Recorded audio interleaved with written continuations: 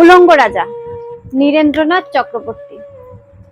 সবাই দেখছে যে রাজা উলঙ্গ, তবুও সবাই হাততালি দিচ্ছে, সবাই চেঁচিয়ে বলছে সাবাস সাবাস।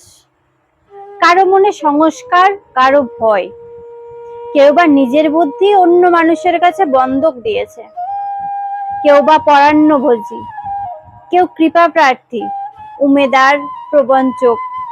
কেউ ভাবছে রাজবস্ত্র সত্যিই অতীব সূক্ষ্ম, চোখে পড়ছে না যদিও, তবু আছে, অন্তত থাকাটা কিছু অসম্ভব নয়।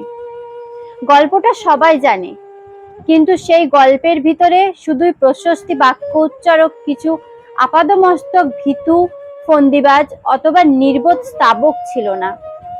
একটি শিশুও ছিল, সত্যবাদী, সরল, সাহসী একটি শিশু। নেমেছে গল্পের রাজা বাস্তবের প্রকাশ্য রাস্তায়। আবার হাততালি উঠছে মুহুর্মুহু, জমে উঠেছে স্তাবক বৃন্দের ভিড়।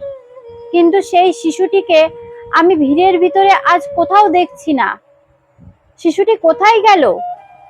কেউ কি কোথাও তাকে কোনো পাহাড়ের গোপন গুহায় লুকিয়ে রেখেছে?